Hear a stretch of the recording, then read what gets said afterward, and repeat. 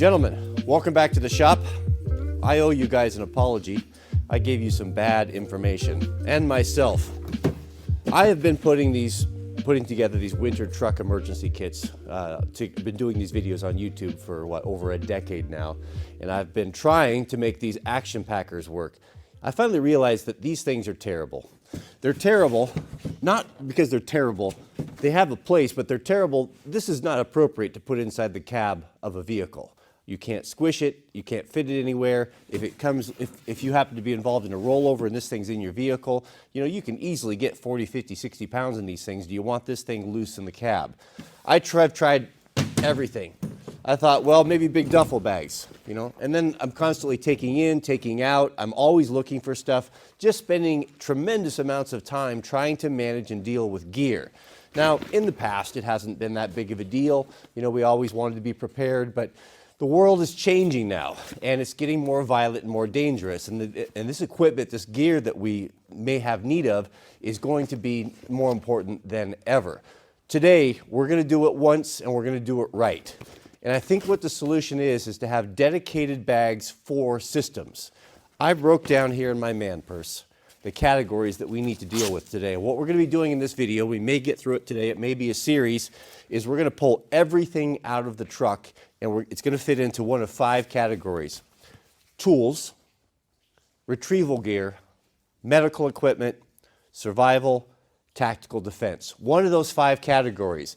We're going to have things dedicated. If we don't have the bag, we're going to buy it, and it's going to be properly done, and we're going to get some muscle memory going. So when we look at this kit, we know that's comms, that's retrieval, that's medical, and it's easy to grab and go in high-quality bags where it fits. It's going to be in the cab in a safe manner. What is going to be the backbone of this, and what kind of got me on this line of thinking, are these Vertex bags. I showed these to you guys a couple weeks ago. These VTAC bags are excellent. They come in lots of different sizes. They're stackable. They're somewhat water resistant. They're going to be perfect for this, and I think that's what the solution is going to be. So right now, let's pull everything out of the truck. Let's lay it all out, put it in make sure it falls in one of its 5 categories. Look at the bag options that we have and do this once and do it right. All right, let's get going. Let's take a look at this mess. All right, this is the back of my truck. I've got storage under here, and I've got everything loose. And I'm always in here. I pull someone out of the ditch about every 2 weeks or so. I pull stuff out. It never wants to go back in. It's just a mess. If I were to be in a rollover, that seat's going to flip up. All this stuff's going to come out. It's going to be flopping around in the cab, and it's absolutely it's trash. So this I have for storage. This is an option. And then the other place for my main storage, obviously the glove box, but the center console. A lot of you guys are going to have storage in the center console, and that is a disaster as well. This one here happens to have a vault, but I've got binoculars. It's just not. I'm digging around. I don't really know what I have. This has to change. Let's pull it all out right now and get it sorted. I'm just going to fill up this duffel, and we'll categorize everything and figure out what's what. Let's get set up over by the fire, and we'll get everything in its respective category. Everything I had in the truck is in those 2 bags right there. Now this is what we have to work with. These are the bags that I have at hand. Now not everything, of course, is going to stay in there all the time. There's going to be some things that are just too expensive that you're not going to leave in there overnight unless you have a secure garage somewhere, i.e. tactical, long guns, that sort of thing. So that here, I've already kind of set aside, is going to be a grab and go. We're going to have all the things that we need for any possible situation. You have a gas mask, you have your plate carrier, you have your chest rig, you have extra ammunition, all those things. It's in one spot. Your helmet, your night vision, all those things, you're going to grab that, take it with you. You're going to keep that pretty close at hand. That's not going to stay in there, but I want to have one bag for all that to be in. Grab and go. I'm not digging through stuff. I'm not trying to figure things out. Also, you want to take a long gun. How do you carry a long gun in a way that's going to be inconspicuous? We could talk about that as well. Those are things that are not going to be in there all the time. But as far as the rest of this, a lot of small different bags for things where we're going to put our retrieval gear, our medical gear. There might be a time where we're going to want to have a few additional tools. This is something that you should have to get out of an emergency. There's very few things in the world that are going to be stopped. They're going to prevent you from getting into with one of these. extra axes, drones. Goodness, have we learned anything from what we've seen from the Ukraine war, how important drones are for just seeing what's going on, having information? You know, this has always been kind of a toy in the past for me, or something to get a little B-roll with. This is a very vital piece of equipment these days to be able to see what was going on, to get information, big picture, very, very important as we're starting to see. So let's lay out our 5 categories.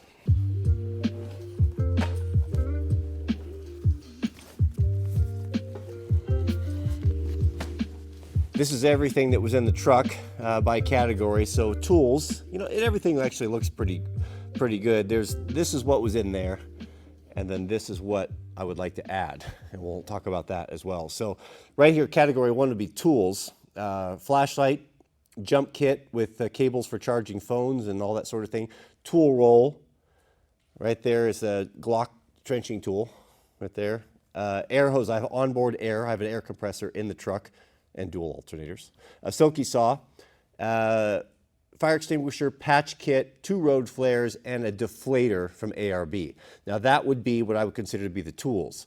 Retrieval, a bubba rope, a tree strap, 2 or 3 soft shackles, a snatch block for redirecting, a proper hitch pulling, I don't know what you call that, retrieval hook, retrieval shackle, and then my controller for my Warn winch.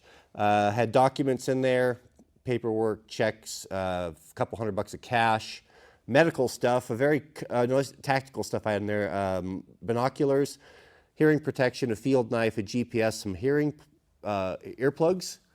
Personal items, clothing would be rain gear, top and bottom, base layer, extra socks, summer gloves, winter gloves. And on the medical side, a campaign style kit. We'll go over all this in detail. A couple of emergency blankets, a headrest kit, a tourniquet, a bottle of Tylenol, and some snacks. Now that was what was in there. What I would like to add to that would be a better water option, or a water option, headlamp, a good size axe, the Grand Force Brooks a forest axe, comms, and my big jumper cables. So let's start with the retrieval gear. This is all my retrieval gear, and I do quite a bit of it. Living up in the mountains, there's a lot of people that come up here for recreation and they slip off in the ditch. I probably pull out a dozen people a year, if not more. Sometimes with tractors, usually with my truck. Now my truck's got a Warn 16.5 thousand pound winch. Now I typically am going to use that, but with a combination of these things. So that's why I have a few things that may not be normal, maybe a little unusual to you. But the bread and butter, 9 times out of 10, the bubba rope. This is a 30-foot non-static, meaning it's got about 20% stretch in it. This is an incredible tool. This gives you the ability to gently and softly pull people out. You can get a little bit of momentum. It is one of the best things I've ever bought, and it's the back, really, I mean, this and the winch. I use this more than the winch, is the backbone behind everything. Excellent. So there's that. 2 of the soft shackles, love these. Most of the new cars you're going to run into are not going to have very good purchase points.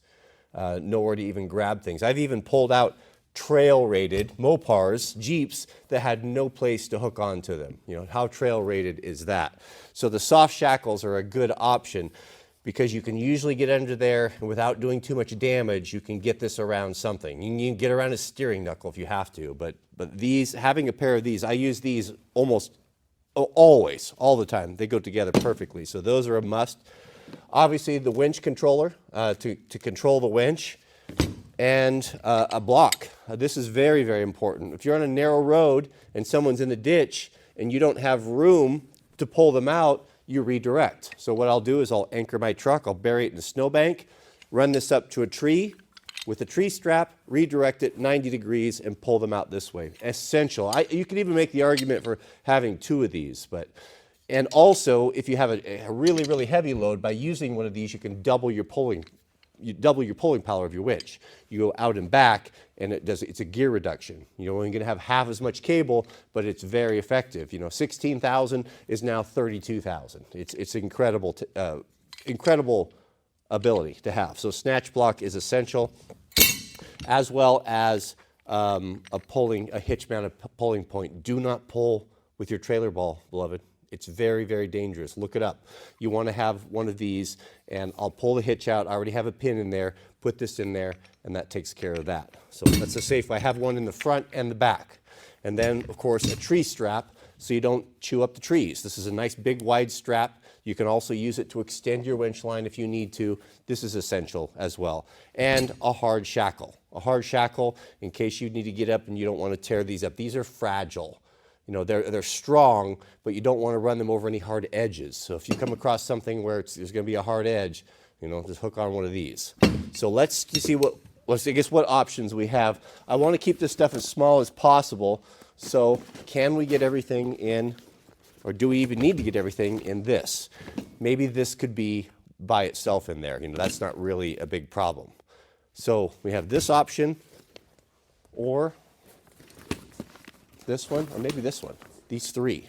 Goodness, it gives me the shivers of having all this loose in your rig. Can you imagine this stuff being loose in the cab with a rollover? Oh, this is the problem. This is a pretty big old rope. Is that going to be, or do we need to put these in maybe two separate categories? Maybe we do, yeah, maybe. It could be here. Well, we're going to, I hate to use that big bag up. I guess I could. Do we want everything in one? It would be nice to have grab and go.